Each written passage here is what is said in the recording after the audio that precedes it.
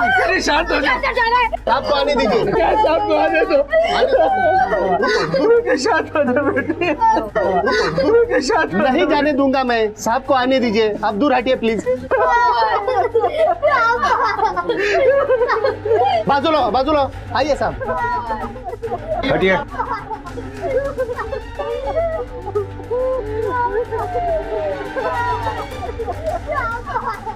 Body किसने cover की? Sir हमने ही कवर की। बेडशीट हटाओ। ये उसी सीरियल किलर वायरमैन का काम है। इस बार भी मर्डर करके उसने अपना हथियार वायर यहीं छोड़ दिया, जो उसका पैटर्न मार्क है। सर, ये मर्डर उसी वायरमैन ने किया है। मर्डर करने का तरीका सेम है। उसने मर्डर गला घोट के किया है और वायर वहीं पे छोड़ दिया है। मैं सबके स्टेटमेंट ले लेता हूँ और सारे एविडेंस कलेक्ट कर लेता हूँ। उसके बाद इस फाइल को क्राइम ब्रांच को सौंप दूंगा मैं। ठीक है सर? ओके। अमोल रुकिए। अरे मेरा बेटा है, मुझे जाने दो। आप नहीं जा सकते। क्या हुआ उसे?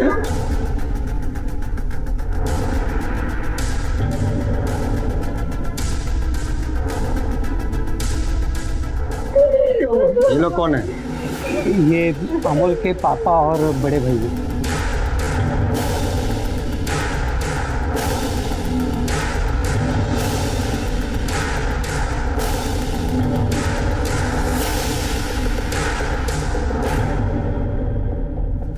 ये मर्डर उसी वायरमैन ने किया है। इस तरीके से उसने एक नहीं 7 खून किए हैं और आपके बेटे का नंबर 7वां था। उससे पहले भी वो पुणे, सतारा और कोल्हापुर में मर्डर कर चुका है।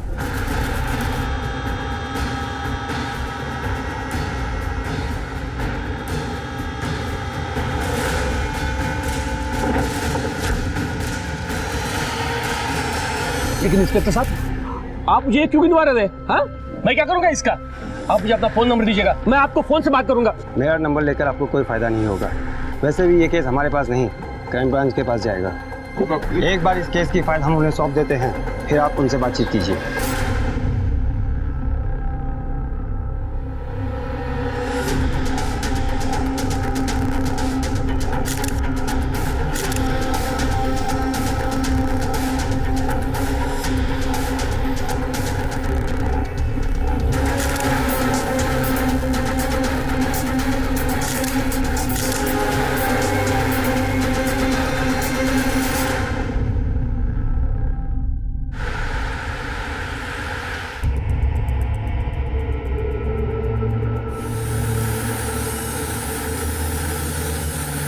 फूल ले लो, फूल, गुलाब ले लो, फूल ले लो, फूल।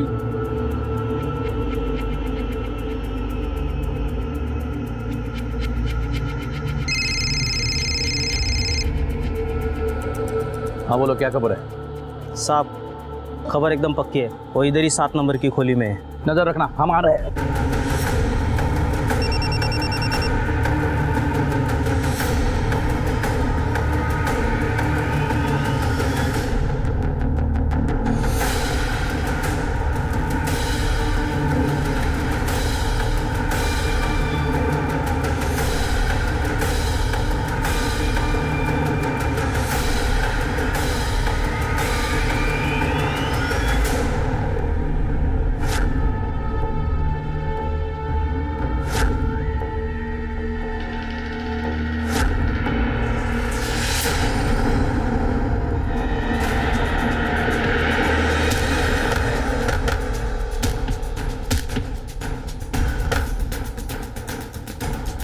हिलना नहीं।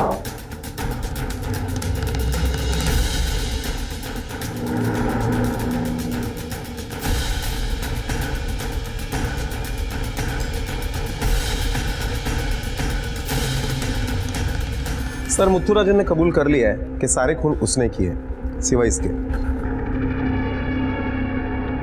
अमोल दास्ताने, नाइक इस कत्ल के पीछे जो भी है बहुत शातिर है। वायरमैन की आड़ में वो इन्वेस्टिगेशन 3 महीने लेट कर चुका है। अब हमें उसकी सोच से एक कदम आगे रहना है।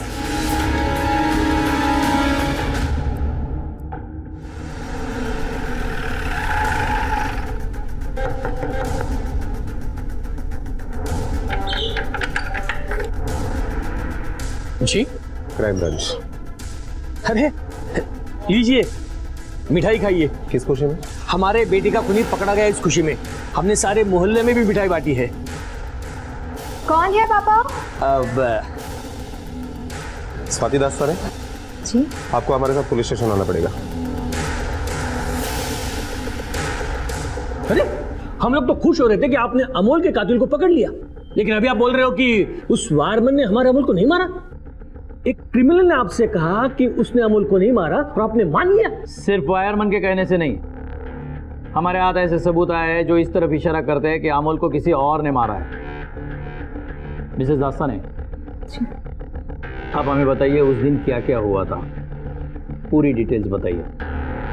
उस दिन निधि बहुत जिद कर रही थी कि पापा उसके साथ खेलें, लेकिन उनका खेलने का मन नहीं था।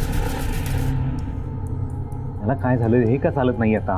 पापा पापा चलो ना, प्लीज चलो ना, मुझे आपके साथ खेलना है। निधि, त्रास देऊ नकोस, मैं बहुत गुस्से में हूँ। जाओ अपने कमरे में खेलो, जाओ। नहीं पापा प्लीज चलो ना। निधि, बेटा क्या हुआ बेटा?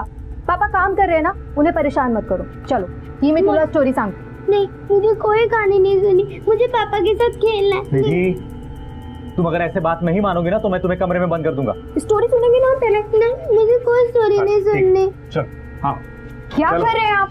जाओ अंदर, कम ऑन गो। निधि बेटा रो मत। अमोल ने हमें अंदर बंद करके बाहर से कुंडी लगा दी। कहानी सुनते सुनते थोड़ी देर में निधि सो गई और उसके कुछ ही मिनट बाद मेरी भी आंख लग गई।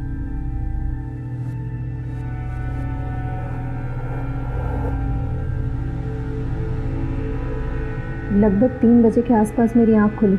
मैं उठ के दरवाजे की तरफ गई तो देखा दरवाज़ा अभी भी बाहर से बंद। मुझे लगा शायद अमोल दरवाज़ा खोलना भूल गए। मैंने बहुत आवाज़ दी लेकिन दरवाज़ा नहीं खुला। बहुत देर कोशिश करने के बाद जब दरवाज़ा नहीं खुला तो शोर से निधि की भी आँख खुल गई। फिर हम दोनों ने खिड़की से आवाज़ लगाना शुरू किया कि शायद कोई मदद के लिए आ जाए। तभी वहाँ से जोशी जी गुजर रहे थे। Mummy mummy, Joshi uncle. अरे निधि बेटा, जोशी अंकल, पापा ने मुझे और मम्मा को रूम के अंदर बंद कर दिया। मतलब अनिल जोशी।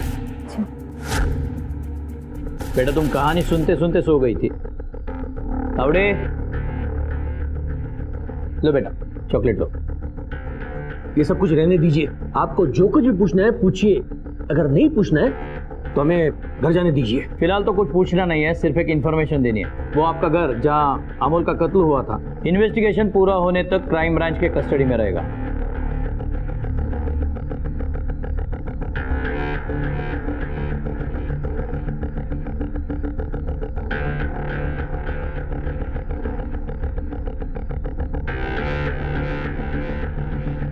Thank you.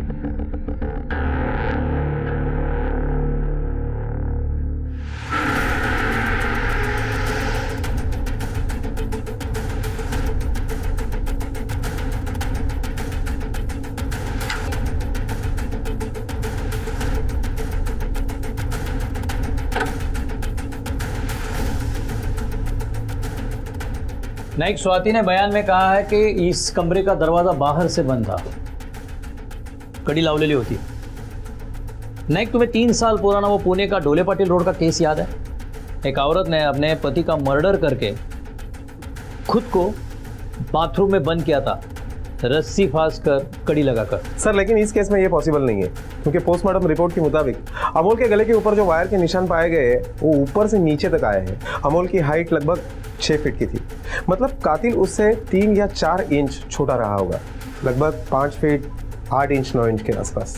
और दूसरी बात सर, स्वाति को अकेले को पॉसिबल नहीं है, क्योंकि अमोल अच्छा खासा हट्टा कट्टा था। स्वाति को अकेले को कंट्रोल करना मुश्किल था।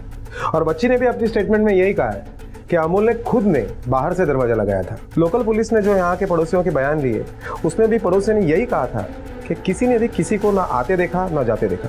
लेकिन कोई तो आया है और मर्डर करके यहाँ से भाग गया है और हमें वायरमैन केस की तरफ गुमराह कर रहा है।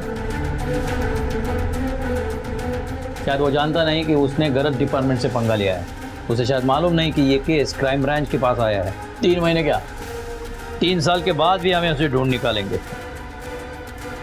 नहीं, 3 महीने पीछे जाना हमारे लिए जितना मुश्किल है उतना ही मुश्किल उनके याददाश्त के लिए भी है जिन्होंने बयान दिया है। चलो अमोल दास्ताने के उस पड़ोसी से अनिल जोशी से मिलते हैं। होय सर, हे माझंच घर आहे और मुझे पक्का याद है उस दिन मंगलवार था और दोपहर को करीब 4 बजे मैं मंदिर से लौट रहा था। जैसे मैं अमोल के घर के सामने से गुजरा ना तो उस खिड़की की तरफ से मुझे निधि और स्वाति की आवाज़ सुनाई दी। जोशी अंकल, अरे निधि बेटा। जोशी अंकल, पापा ने मुझे और मम्मा को रूम के अंदर बंद कर दिया। क्या? जोशी जी, अमोल हमें अंदर बंद करके पता नहीं कहाँ चले गए। तुम्ही त्यांना फोन करा ना, अब मेरा फोन भी बाहर है, नहीं तो मैं खुद कर लेती। हाँ, मी करतो फोन। घंटी तो बज रही है लेकिन उठा नहीं रहा। मैं सामने से देखता हूँ। हाँ?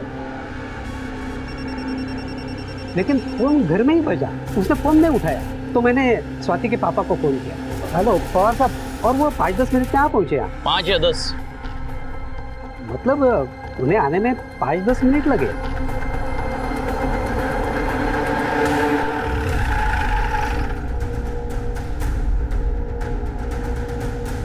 तुंड महाकाय सूर्यकोटि समप्रभ निर्विघ्नं कुरु मे देवा सर्वकार्येषु सर्वदा। Crime branch.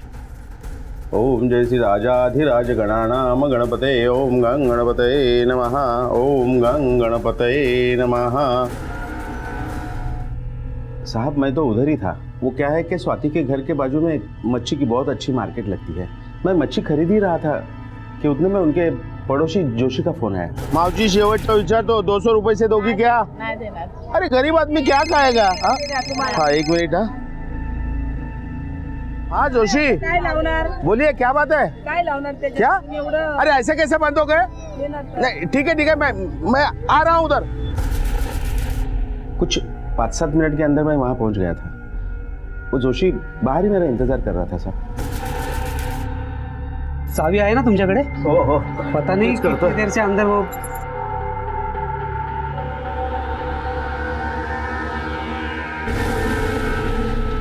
अमोल! साहब स्वाति और निधि अंदर बंद थे। मैंने ही जाके बाहर से वो कड़ी खोली थी। मिस्टर पवार, आपको क्या लगता है किसने मारा होगा अमोल दास्ताने को? मुझे नहीं पता साहब। तब जब पुलिस ने कहा था कि वायरमैन ने मारा तो मुझे लगा उसे नहीं मारा, लेकिन अब आप कह रहे कि उसने नहीं मारा।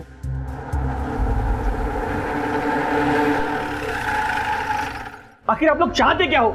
एक तो मैंने अपना बेटा खोया है, ऊपर से आप रोज पूछताछ करके हमें परेशान कर रहे हो। पूछताछ तब तक जारी रहेगी जब तक ये केस सॉल्व ना हो जाए। आपके लिए यही बेहतर है कि आप हमें कोऑपरेट करें। लेकिन इंस्पेक्टर साहब आपको जो कुछ भी पूछना है आप पूछ सकते हैं। थैंक यू मिसेस दास्ताने, हम पूरी कोशिश कर रहे हैं कि कातिल जल्द से जल्द पकड़ा जाए। अब हमें यह बताइए कि अमोल का किसी के साथ झगड़ा या दुश्मनी थी, क्योंकि ये बात तो साफ है कि चोरी या लुटमारी के मकसद से कत्ल नहीं हुआ। नहीं सर, मुझे तो ऐसा कुछ याद नहीं आता। आपके घर में कौन कौन आता जाता था? सुबह दूध वाला, कभी कभी किराने की दुकान वाला सामान लेकर आता था।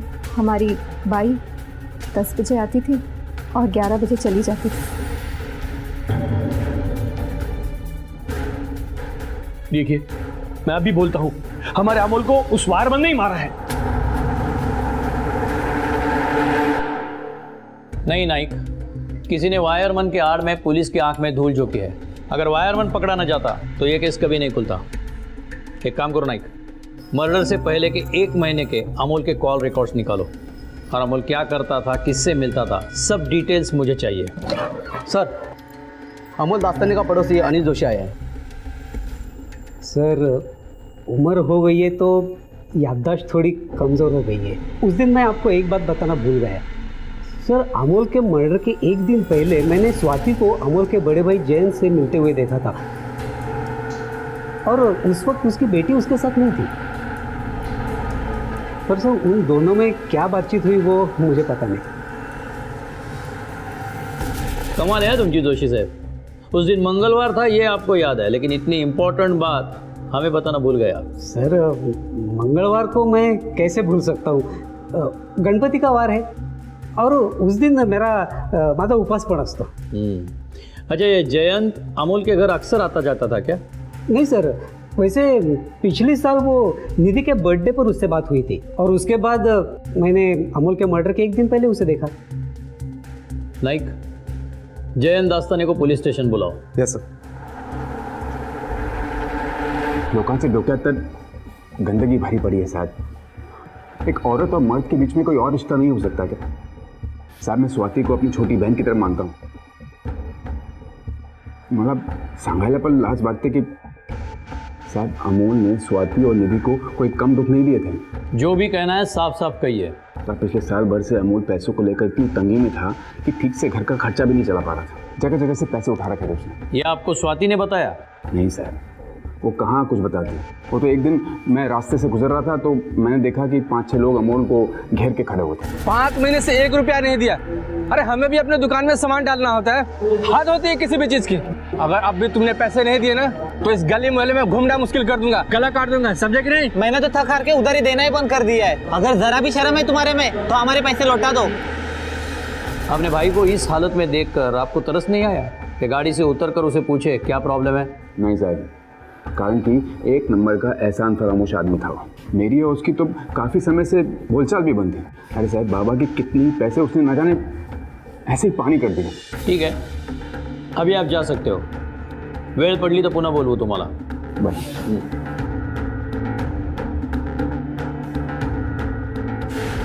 नहीं, हो सकता है कि जयंत ये भाई बहन का नाटक कर रहा हो, क्योंकि जोशी के मुताबिक दोनों अकेले में मिले थे, निधि तक साथ में नहीं थी.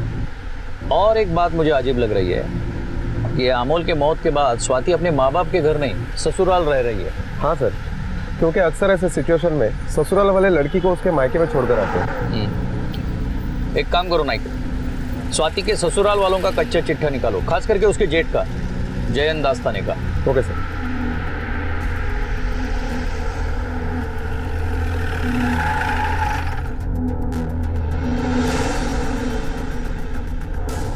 क्राइम ब्रांच से है. अमोल दास्ताने का कितना हिसाब बाकी है? नहीं साहब, था. स्वाति बहनी ने यहाँ से शिफ्ट करते सारा उधार क्लियर कर दिया था. अरे उधार देना, बाद में पैसा नहीं मिला तो धमकी देगा, मोहल्ले में निकलना मुश्किल कर देगा, गला काट देगा. हाँ? नहीं साहब, गला काटने निकलूंगा तो यहाँ पूरे मोहल्ले का गला काटना पड़ेगा साहब. यहाँ तो सबका उधार ही चलता है. उनका तो 15,000 हो गया था. अगर आप लोगों को मेरी बात पे भरोसा नहीं तो उनकी भाई मंदा से पूछ लीजिए. मारपीट भी होती थी दोनों में?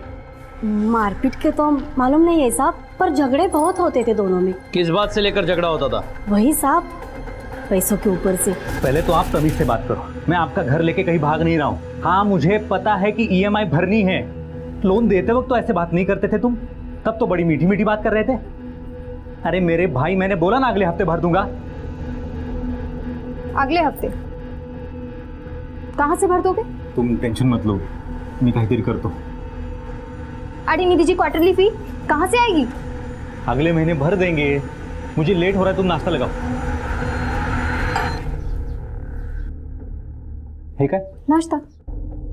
तुम्हें पता है सब्जी भाजी लाने के पैसे नहीं है. हमसे अच्छे तो वो लोग हैं जो झोपड़पट्टी में रहते हैं. कम से कम उनके पास खाने को तो है. तुम्हें देखकर कोई कह सकता है कि तुम माधव दास्तानी के बेटे हो और जयंत दास्तानी के भाई? सुबह सुबह ताना शुरू कर देती हो यार तुम. आराम से नहीं बैठा हूँ, रात्र दिवस मेहनत करते हो, कष्ट करते हो ताकि कुछ हो जाए.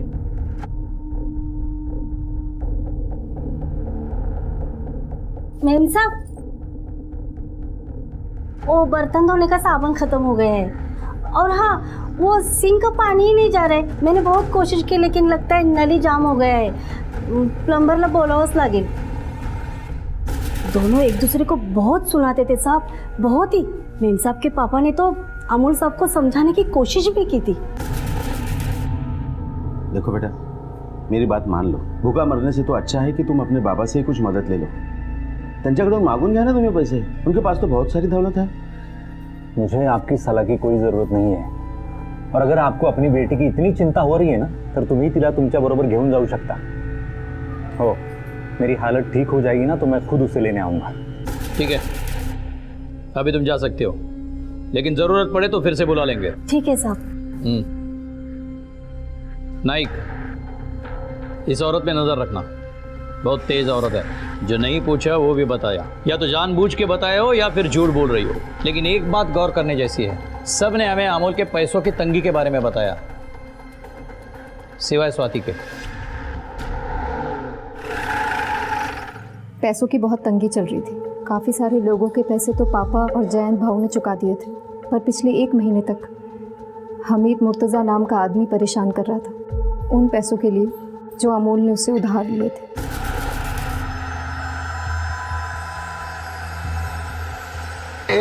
रुक। हमीद मुर्तजा नाम है अपन का। वो क्या है, तेरे पति ने हमसे 25 लाख रुपए कर्जा लिया था। कितना? 25 लाख। वो तो निकल लिया, अब पैसा तो तेरे को ही देना पड़ेगा ना। हैं? क्या तेरे गले में चेन बहुत सॉलिड है। अगर तू पैसे का इंतजाम नहीं कर पाई तो अपन तेरी बेटी को उठा लेगा और सारा पैसा वसूल कर लेगा। काम कर, चेन उतार चल। अरे उतार चेन, जल्दी कर। उनके पास टाइम भी नहीं है? याद रखना, पैसा भूलने का नहीं, समझी?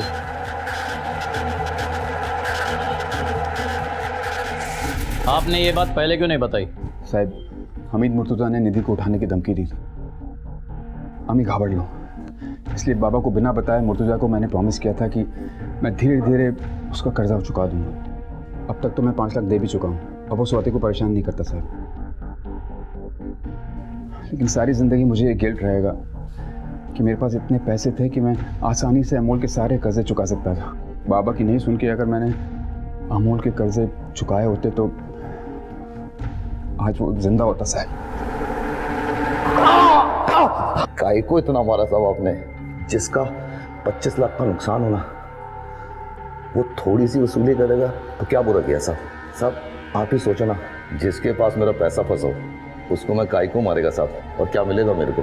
सर, जब से जयंत ने अपन को पैसा देने का प्रॉमिस किया, मैं भाभी माना साहब मैंने स्वाति को। अब सब धंधे वाला आदमी है, पैसा देगा तो उनको थोड़ी टेंशन तो होना मांगता है ना साहब। मतलब साहब अमूल का तो हमने हिस्ट्री सब कुछ निकाल डाला और मालूम चला साहब कि उसका बाप और भाई का मस्त धंधा चल रहा है, और वो भी पूना में।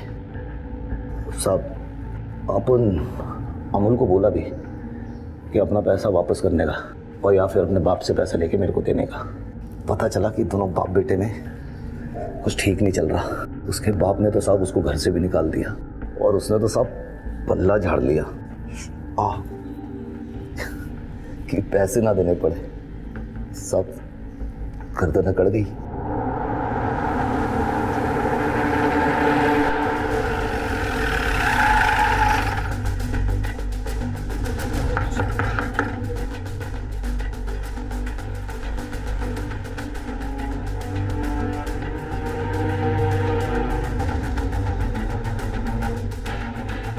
अरे आप लोग फिर से आ गए? आप लोग अपने अपने कमरे में जाइए, हमें सिर्फ इनसे बात करनी है। अरे लेकिन इन्हें क्यों अंदर भेज रहे हैं आप? जाइए।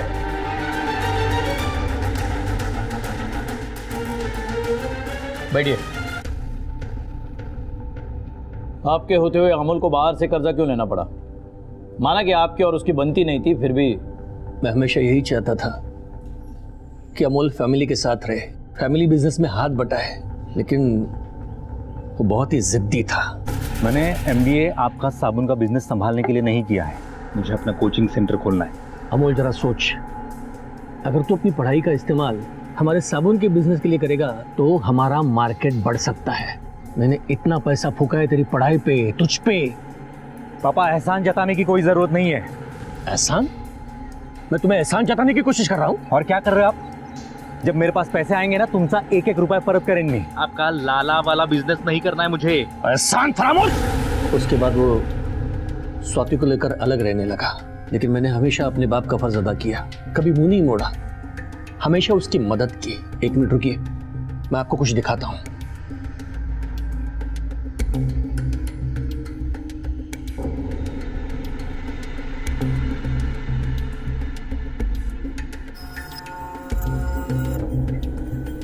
देखिए, ये वो पैसे हैं जो मैंने उसे दिए थे। कभी 2 लाख, कभी 5 लाख, कभी 10 लाख। फिर मैं समझा उसकी आदत हो गई है उधार लेकर घर चलाने की। तभी मैंने अपना हाथ खींच लिया। बाद में पता चला कि उसने हर किसी से पैसे ले रखे हैं, चारों तरफ से कर्जा है उस पर। अब जब वो नहीं है तो मैं समझा कि उसे मैंने ही गंदी आदत डाली थी पैसे लेने की। वो 1 रुपया भी मांगता तो मैं उसे 10 देता था। निकम्मा कर दिया था मेरे प्यार ने उसे। उसके बाद मैं निधि और स्वाति को घर लेकर आया। अपने बेटे को तो नहीं बचा सका, लेकिन इन दोनों के लिए कुछ करके मैं प्रायश्चित करना चाहता हूं। सॉरी। यहाँ ऐसा कुछ दिखाई नहीं दे रहा है जिसे हम ये कह सके कि कातिल जबरदस्ती अंदर घुसा हो। सर, अमोल के फोन रिकॉर्ड के मुताबिक मुर्तजा, वो किराने वाला और धोबी, और अमोल ने जिन लोगों से पैसे लिए थे उनके नंबर के अलावा दूसरा ऐसा कोई नंबर नहीं है जिसके ऊपर हम शक कर सके। हो सकता है उसने जानबूझकर ऐसा किया हो, या फिर उसकी प्लानिंग हो ताकि उस पर शक ना हो। नहीं, एक काम कर रहे हैं, मैं डोरबेल बजाता हूँ, तुम अमोल बन के डोर खोलना। Okay sir.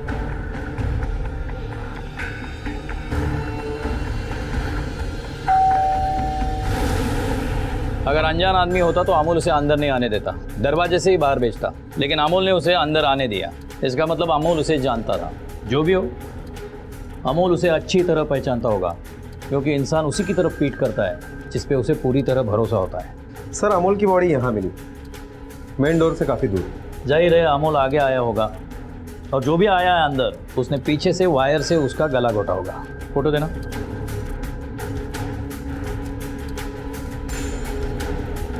मंदा के बयान के मुताबिक किचन का सिंक चौक था, तो प्लम्बर को बुलाया गया होगा, प्लम्बर आया होगा, प्लम्बर ने डोरबेल बजाई होगी, अमोल ने दरवाजा खोला होगा, आगे हाँ, प्लम्बर को देख के उसे अंदर लिया होगा, दरवाजा बंद करके देखो जरा सिंक चौक हुआ है। सिंक दिखाने के लिए वो आगे बढ़ा होगा, और पीछे से प्लम्बर ने अपने वायर से उसका गला घोटा होगा।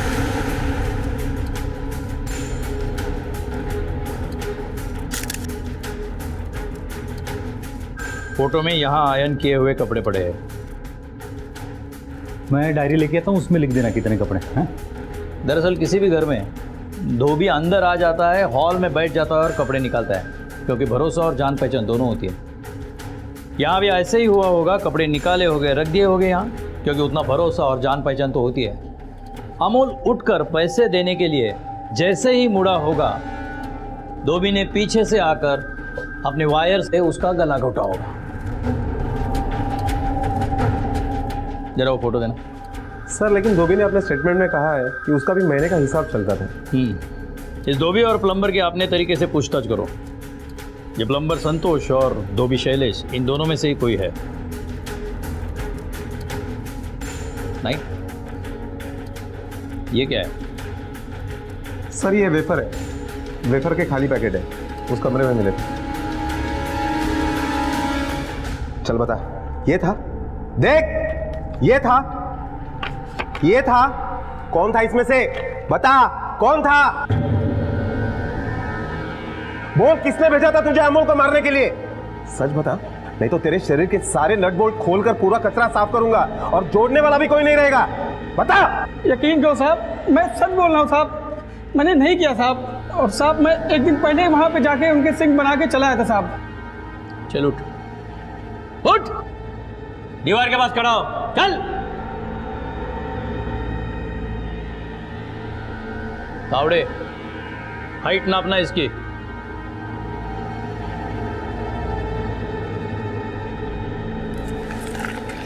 Sir 5.8 inch. चल जा, जा।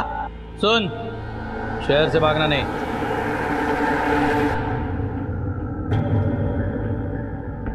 सब मैं सच कह रहा हूँ साहब। मैं 9 बजे कपड़े देने जरूर गया था, लेकिन कपड़े मैडम ने नहीं, अमोल साहब ने लिए थे। सब कपड़े देके तुरंत चला आया। अच्छा, फ्री में कपड़े प्रेस करता है तू? किसी से पैसे नहीं लेता? सब पैसा तो लेना पड़ता है ना सब, उसके सिवा कैसे चलेगा सब। लेकिन खाते में लिख देते सब, महीने का हिसाब चलता है ना। लेकिन अमोल साहब का इतना पैसा बाकी था कि जुबान ही याद है। उठ, उठ, वहाँ जाके खड़ा हो जा। Sir 5 foot 9 inch. नायक, प्लम्बर और आयन वाले की हाइट लगभग 5 फुट 8 इंच है। दोनों हट्टे कट्टे हैं, दोनों अमोल को इजीली कंट्रोल कर सकते हैं, लेकिन उन दोनों के पास कत्ल का कोई मकसद नहीं है। 3 महीने पहले उनके जो हालात थे वही अभी है, कोई बदलाव नहीं हुआ। हाँ, हालात में बदलाव आया है तो एक के, स्वाति के। सर, तलाक के बारे में बात करने के लिए स्वाति वकील से मिली थी कुछ 4 महीना पहले। इसका मतलब स्वाति अमोल और उसके हालात से परेशान थी और अमोल से डिवोर्स चाहती थी, लेकिन उसके पहले अमोल का खून हो गया, वो भी वायरमैन के आड़ में। और जब खून हो रहा था तब स्वाति और उसकी बेटी कमरे में बंद थे। नाइक, इस केस में और भी कुछ है जो एक इंसान हमें बता सकता है, लेकिन हमें उसे अकेले में मिलना चाहिए। ये लो बेटा चिप्स, हमने आपके लिए लाए हैं, आपको पसंद है ना? हमने फोटोग्राफ में देखा आपके कमरे में बहुत से पैकेट पड़े थे। मुझे नहीं खाना, पापा को पसंद नहीं था कि मैं ये खाऊं। क्यों? मुझे खाने से गले में दुखता है। तो फिर उस दिन आपने कैसे खाया जब आप और आपकी मम्मी कमरे में बंद थे? मैंने नहीं खाया, मुझे एलर्जी है इससे। ये खाती हूँ तो मुझे खांसी आती है, फिर डॉक्टर के यहाँ जाना पड़ता है, वो इंजेक्शन भी लगाते और दवाई भी देते। ये आप कौन से वेफर्स के बारे में बात कर रहे हैं? मुझे तो कुछ समझ में नहीं आ रहा। 1 मिनट, ये देखिए, अब आपके समझ में आएगा। ये वही वेफर्स के पैकेट है जो उस दिन, मर्डर के दिन, निधि के कमरे में मिले थे। क्योंकि हमें पता है कि निधि वेफर्स नहीं खाती, क्योंकि उसे सैट्रिक एलर्जी है। इससे आप क्या साबित करना चाहते हैं? दरवाजा बाहर से 5 घंटे बंद था, आप अंदर थी और आराम से वेफर्स खा रही थी, क्योंकि सारे पैकेट्स खाली थे। दरवाजा बाहर से 5 घंटे बंद था, मुझे भूख लग रही थी तो मैंने खा लिए, लेकिन मेरे वेफर्स खाने से मेरे पति के मर्डर का क्या लेना देना है? नहीं, आपके वेफर्स खाने से हमें कोई एतराज़ नहीं है। आप 5 क्या 10 पैकेट्स खाइए, लेकिन सुबह 8 बजे उठकर किराने की दुकान से 5 पैकेट्स वेफर्स लेना, वो भी उधार में, ये बात समझ में नहीं आई। ये देखिए,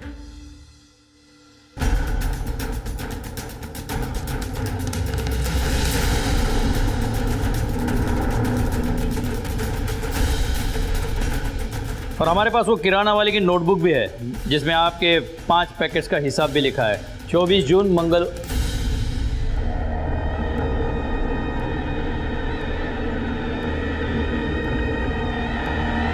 मंगलवार। और मुझे पक्का याद है, उस दिन मंगलवार था, दोपहर को करीब 4 बजे मैं मंदिर से लौट रहा था, और जैसे ही मैं अमोल के घर के सामने से आया ना, तो उस खिड़की की तरफ से मुझे स्वाति और निधि की आवाज़ सुनाई दी। सर, मंगलवार को मैं कैसे भूल सकता हूँ, गणपति का वार है और उस दिन मेरा माझा उपवास पण असतो।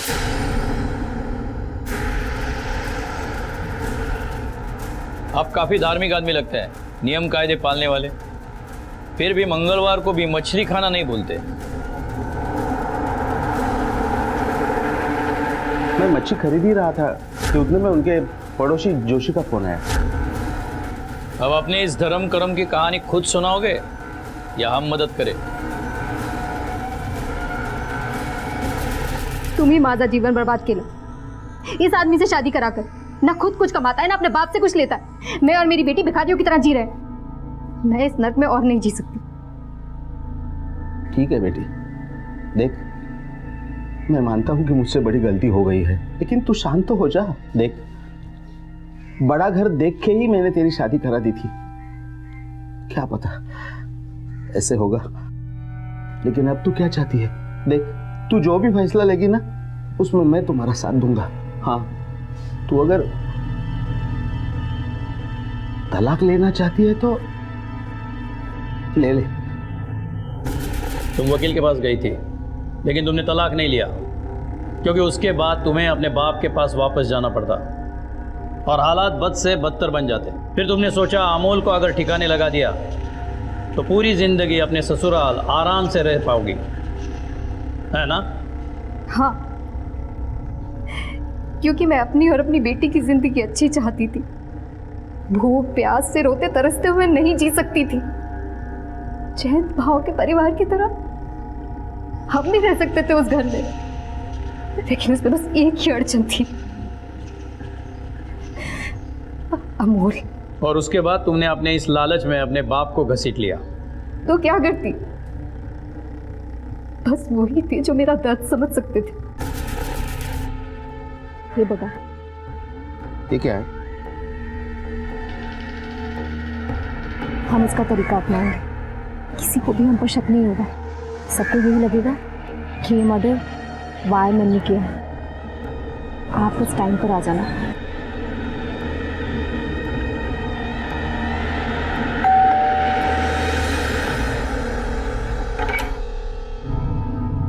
आइए।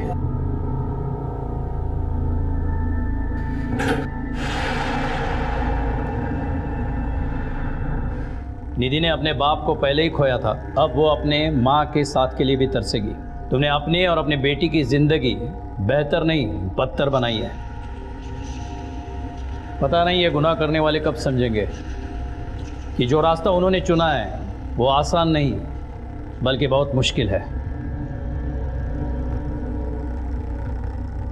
जन्म जन्म का साथ, 7 फेरों की पवित्रता, जीने मरने की कस्में। अमोल दास्ताने के केस में ये सब झूठा साबित हुआ। स्वाति अगर अमोल के साथ खुश नहीं थी तो वो उसे छोड़कर भी खुश रह सकती थी, लेकिन स्वाति ने खुश होने का एक ऐसा तरीका ढूंढा जिससे कोई खुश रहने लायक बचा ही नहीं। स्वाति ने अपने ही पति का कत्ल करवा दिया और गुनहगार बन गई। जिस बेटी का भविष्य वो संजोना चाहती थी उसका वर्तमान भी सोना हो गया। क्या वाकई स्वाति के पास अमोल की हत्या के अलावा और कोई विकल्प नहीं था? दरअसल उसने सबसे खतरनाक उपाय को सबसे आसान समझकर अपना लिया था। अपने आप को और निधि को एक बेहतर जिंदगी का वारिस बनाने की धुन में स्वाति ने निधि को लावारिस बना दिया था। स्वाति को अमोल के कत्ल की साजिश के जुर्म में और दीनानाथ पवार को अमोल के कत्ल के जुर्म में सजा हुई है। बेहतर जिंदगी पाना सबका अधिकार है, लेकिन उसे पाने के लिए बेहतर उपाय भी हो सकते हैं। स्वाति ने गलत राह ली और जिसकी सबसे बड़ी सजा निधि को भुगतनी पड़ेगी। अब मैं अनूप सोनी आपसे विदा लेता हूं। फिर मुलाकात होगी अगले एपिसोड में जुर्म की एक और कहानी के साथ। तब तक अपना और अपने परिवार का ख्याल रखें और देखते रहें क्राइम पेट्रोल डायल 100। सबक एक को सीख हम सबको। जय।